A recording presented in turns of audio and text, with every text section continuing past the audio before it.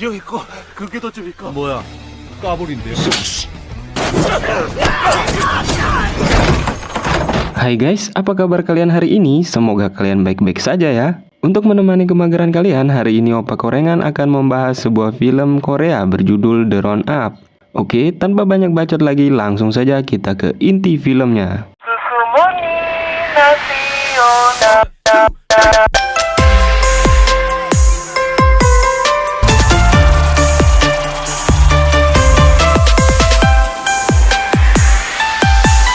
Di awal film memperlihatkan suasana di negara Vietnam. Kemudian scan beralih ke seorang pemuda, sebut saja namanya Choi. Choi pun diajak masuk ke sebuah mobil. Di sana dia bertemu dengan Kaesang dan kawan-kawannya untuk membahas bisnis yang akan mereka bangun bersama. Choi pun terlihat sangat gembira sambil memakan kacang rebus yang dijual mamang-mamang di lampu merah. Tapi kegembiraannya pun berubah menjadi duka saat kawan Kaesang tiba-tiba menghajar bacotnya hingga memuntahkan sirup marjan sisa lebaran. Kaesang pun berkata kepada Choi bahwa dia telah diculik. Scan kemudian berpindah ke sebuah toko Indomaret di mana di sana ada seorang pemuda yang mengamuk dan mengancam ibu-ibu dan bapak-bapak semua yang ada di sana. Bapak-bapak, ibu-ibu, semua yang ada di sini. Kemudian datanglah seorang polisi, sebut saja namanya Detektif Ma. Dia pun menyusup masuk ke dalam Indomaret dan ingin menyergap pemuda yang mengamuk itu. Tapi sayangnya Detektif Ma tidak sengaja menyenggol sebuah rak hingga jatuh. Hal itu pun membuat pemuda itu terkejut dan mengetahui kehadiran Detektif Ma. Kemudian Detektif Ma mencoba menenangkan pemuda itu. Tapi pemuda itu malah ingin menusuk Detektif Ma. Dengan sigap Detektif Ma bisa menangkis tusukannya dan langsung meng-smackdown dan mematahkan tangan pemuda itu. Kemudian Detektif Ma ingin mencoba membangunkan pemuda tersebut, tapi dia malah menggigit tangan Detektif Ma. Langsung saja dia mendapat palungku dari Detektif Ma sampai towewe. Scan pun berpindah ke kantor Detektif Ma. Di sana diperlihatkan atasan Detektif Ma yang sedang ngebacot karena aksi menghajar pemuda di Indomaret itu viral dan dianggap polisi terlalu berlebihan dalam menghajar penjahat. Detektif Ma pun ingin menjelaskan semuanya pada atasannya, tapi dia malah diberi surat perintah penugasan ke Vietnam. Di sana Detektif Ma bersama Ilman, atasannya, ditugaskan untuk menjemput napi Korea yang menyerahkan diri ke kedutaan Korea yang ada di sana. Singkat cerita, mereka pun tiba di Vietnam dan langsung menemui si Bambang, napi yang akan mereka jemput. Mereka pun menginterogasi si Bambang terlebih dahulu dan menanyai si Bambang apa alasannya menyerahkan diri. Tapi si Bambang tidak mau jujur dan dia pun langsung diramas oleh Detektif Ma hingga makan meja. Setelah didesak, kemudian si Bambang pun berkata dia dikejar-kejar oleh Jongdu yang ingin membunuhnya. Jongdu adalah seorang buronan Korea yang kabur ke Vietnam, komplotan si Bambang. Detektif Ma bersama Ilman kemudian pergi untuk menjemput Jongdu di kos-kosan jam-jamannya. Namun alangkah terkejutnya mereka ketika melihat Jongdu dan kawan-kawannya sudah tewas berlumuran sirup marjan. Detektif Ma pun kemudian kembali ke Kedubes untuk memberitahu si Bambang bahwa Jongdu sudah meninggoy. Detektif Ma pun kemudian menanyakan kepada si Bambang apa yang telah komplotannya lakukan sehingga mereka dibunuh oleh orang. Si Bambang pun kemudian menceritakan bahwa dia dan komplotannya telah melakukan penculikan dan membunuh seorang pria bernama Choi bersama Kaesang. Kemudian scan berpindah ke kilas balik cerita si Bambang saat mereka menculik Choi. Di sana diperlihatkan si Bambang dan kawan-kawannya sedang berdebat karena Kaesang tidak terima masing-masing orang hanya mendapatkan uang 220 juta. Dasar memang ya anak bab nggak ada syukur-syukurnya. Di sela-sela perdebatan mereka, si Choi mencoba melarikan diri namun dikejar oleh si Bambang dan kawan-kawannya. Dia pun tertangkap dan memohon kepada mereka agar membiarkannya tetap hidup dengan imbalan 1,1 miliar per orang. Tapi tiba-tiba si Kaesang datang dan langsung mencacat si Choi hingga meninggoy. Kawan si Bambang pun memprotes Kaesang yang telah membunuh Choi, tapi dia malah ditusuk dan dibeleh oleh kawan Kaesang yang bernama Godek hingga crot-crot sirup marjan dari lehernya. Singkat cerita, mereka pun menguburkan jasad Choi dan kawannya si Bambang. Tapi si Kaisang yang rakus dan kepalanya cuma dibayang-bayangi oleh uang menghentikan mereka. Dia pun membungkam bungkusan jasad Choi dan memotong tangannya, kemudian difoto dan dikirim ke orang tua Choi untuk meminta tebusan. Scan kemudian berpindah ke rumah kontrakan si Bambang, di mana di sana sudah ada detektif Ma bersama Ilman dan perwakilan kedubes Korea di Vietnam. Di sana mereka mencoba mencari mayat si Choi yang katanya terkubur di belakang rumah si Bambang. Mereka pun menggali tanah di belakang kontrakan si Bambang dan menemukan jasad Choi yang telah terbungkus plastik. Kemudian datanglah polisi Vietnam yang mengusir mereka karena melakukan penyelidikan di luar negara mereka tanpa izin. Detektif Ma kemudian menelpon kawannya untuk mencari informasi keberadaan Kaesang. Kemudian kawannya pun mengatakan bahwa seseorang bernama Raku juga sedang mencari Kaesang. Scan berpindah ke kontrakan Kaesang. Di sana telah datang utusan ayah Choi untuk mengambil kembali uang Choi dan membunuh Kaesang. Mereka mendapat informasi dari anak buah Raku tentang keberadaan kontrakan rempong milik Kaesang. Mereka pun menggeledah kontrakan Kaesang dan menemukan uang sekoper yang banyaknya bisa dipakai umroh orang sekabupaten. Scan pindah lagi ke sebuah tempat perjudian milik Raku. Di sana detektif Ma yang tentu saja didampingi oleh Ilman yang selalu setia dalam suka dan duka. Mereka ingin memesan mie ayam, tapi di sana ternyata adanya cuma Indomie rasa kaldu ayam saja. Jadi mereka memutuskan untuk mencari Raku. Tapi mereka dihadang oleh bapak buah Raku yang menyuruh mereka pergi, tapi langsung saja di smackdown oleh detektif Ma sampai makan meja. Puas mengajar semua anak buah Raku, akhirnya Raku pun muncul dan langsung ingin menghajar detektif Ma. Tapi tentu saja dia langsung diberi palungku sampai towewe. Raku kemudian menodong detektif Ma, tapi dengan gagah berani detektif malah merampas pistolnya dan menghajarnya. Detektif Ma pun menanyainya tentang keberadaan Kaesang. Dia pun akhirnya memberitahu detektif Ma alamat kontrakan Kaesang yang tentu saja bukan alamat palsu. Karena kalau alamat palsu maka dia akan menemukan Ayu Ting Ting, bukannya Kaesang. Scan berpindah lagi ke kontrakan Kaesang. Di sana Kaesang bersama temannya yang bernama Mamat baru tiba dari jalan-jalan mencari odading. Saat mereka akan masuk ke kontrakan, Kaesang mencurigai sebuah punting rokok yang masih menyala di depan kontrakannya. Sementara itu di dalam kontrakannya utusan ayah Choi sedang bersiap-siap untuk membunuhnya. Tapi seolah tak berdosa, si Kaesang langsung saja masuk rumahnya seolah-olah tidak ada apa-apa. Karena kebelet boker sehabis makan odading, si Kaesang pun langsung masuk kamar mandi.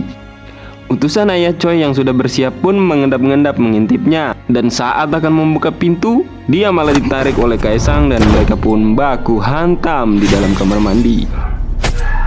Tiba-tiba mereka dikejutkan dengan kedatangan si Mamat dari belakang mereka dan mereka pun terlibat baku cincang.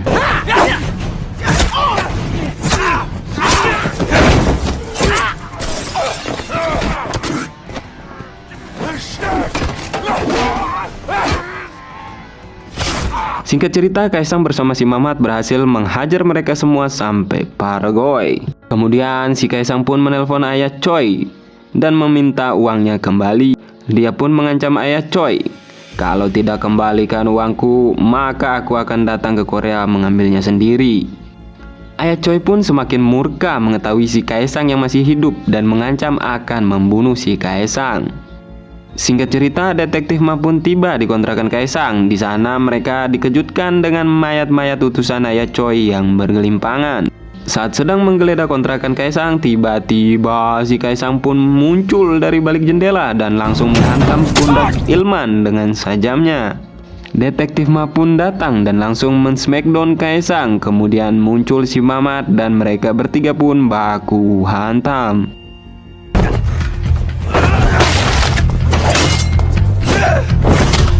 Setelah menumbangkan si Mamat, detektif Ma pun ingin menangkap si Kaesang. Kemudian Ilman menembak kakinya. Tapi saat detektif Ma lengah, si Kaesang pun kabur. Saat ingin mengejar si Kaesang, detektif Ma malah dihalangi oleh si Mamat yang membuat si Kaesang hilang tanpa jejak. Singkat cerita, mereka telah tiba di rumah sehat. Di sana detektif Ma mengancam si Mamat agar memberitahu keberadaan si Kaesang. Mamat pun mengatakan kepada detektif Ma bahwa si Kaesang kabur ke Korea. Singkat cerita, detektif Ma bersama Ilman pun ikut kembali ke Korea. Setibanya di Korea, dia bersama kawannya, sebut saja namanya Budi. Mereka menemui Udin untuk mencari informasi kedatangan kapal ilegal.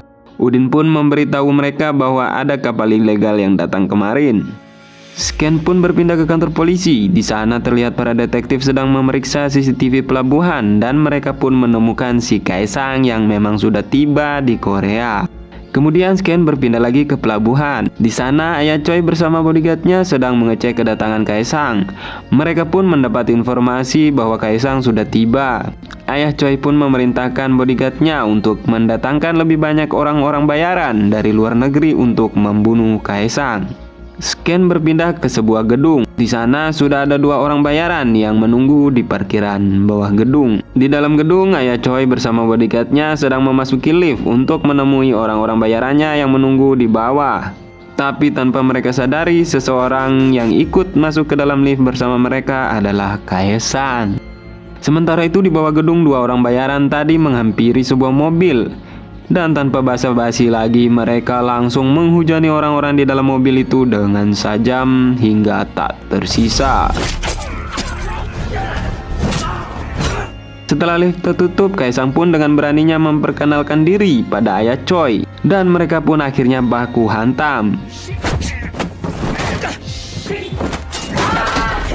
Tapi dengan kelicikan dan ketangkasannya, si Kaesang pun mampu membunuh bodyguard Ayah Choi. Kemudian 2 orang bayaran tersebut bertemu dengan Kaesang yang akan kabur dengan Ayah Choi.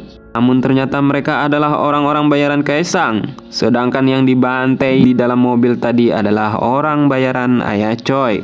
Singkat cerita, mereka pun berhasil menculik Ayah Choi. Kemudian mereka membuat video memotong jempol Ayah Choi untuk meminta tebusan kepada ibu Choi yang bernama Kim In Sok, yang belum diketahui Sok apa, mungkin Sok tahu. Singkat cerita, ibu Choi menyetujuinya. Dan si Kaesang pun meminta agar uangnya ditransfer saja. Tapi ibu Choi menolak dan meminta untuk COD saja. Mungkin dia trauma takut ketipu pemenang berhadiah dari Bank BCE. Singkat cerita, hari pun berganti. Mereka semua bergegas dengan penyamaran untuk mengawal pengiriman uang tebusan dan menangkap Kaesang. Si Udin pun dipilih jadi supir agar Kaesang tidak curiga. Saat melakukan pengawalan, ternyata Kaesang juga mengutus orang bayarannya Jang Ki-sol atau Sol apa, mungkin Sol sepatu. Di sisi lain, si Budi yang diutus oleh detektif Ma untuk mencari gedung yang mereka curigai sebagai tempat penyekapan Ayah Choi pun berhasil menemukan gedung tersebut.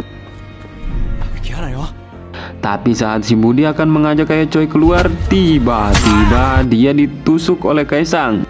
Untungnya polisi datang untuk membantu Budi. Si Kaesang pun kabur. Kaesang pun mengabari Jang Ki-sol bahwa mereka dikejar polisi dan menyuruh mereka mundur. Tapi Jang Ki-sol bersaudara tidak percaya dan mengatakan bahwa mereka akan mengambil uangnya untuk mereka sendiri. Kaesang pun menjawab, "Sak karepmu." Jang Ki-sol bersaudara tetap mengejar mobil ibu Choi. Tapi si Udin yang mantan pembalap pun berhasil membuat Sol bersaudara bertabrakan dengan sebuah mobil yang tidak diketahui mobil siapa. Yang jelas bukan mobilku karena aku nggak punya mobil. Kemudian si Udin menyuruh ibu Choi masuk ke dalam mall duluan. Tapi dia malah kabur membawa uang ibu Choi. Emang dasar uang ya, siapa sih yang nggak mau uang, apalagi sekoper. Kakak Sol pun terlibat baku hantam dengan 2 polisi yang membuat kepalanya kopior dihantam kaca mobil.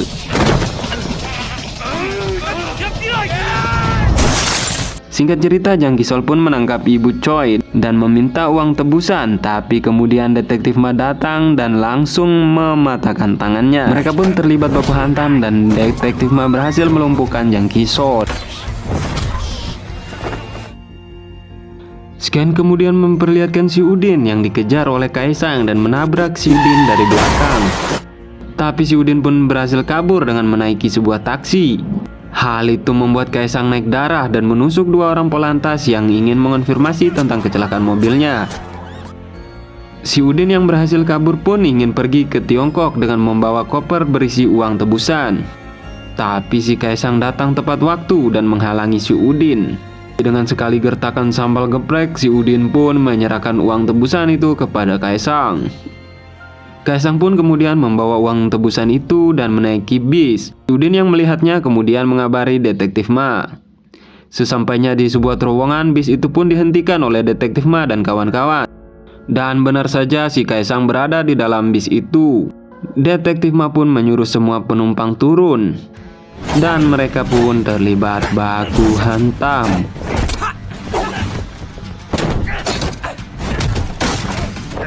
Detektif Ma pun berhasil menghajar Kaisang sampai Towewe. Kemudian dengan tendangan dari langit miliknya, Detektif Ma membuat Kaisang terlempar dari dalam bus. Kurang puas, Detektif Ma pun menyeret Kaisang dan menghajarnya lagi. Tapi bukannya minta ampun, si Kaisang malah mengancam akan membunuh Detektif Ma dan keluarganya yang langsung saja dihadiahi paluku oleh Detektif Ma. Dan film pun tamat. Terima kasih Opa dan Opi yang telah menonton. Semoga bacotan saya dapat menghibur kegalauan kalian. Sampai jumpa di video selanjutnya. Bye bye.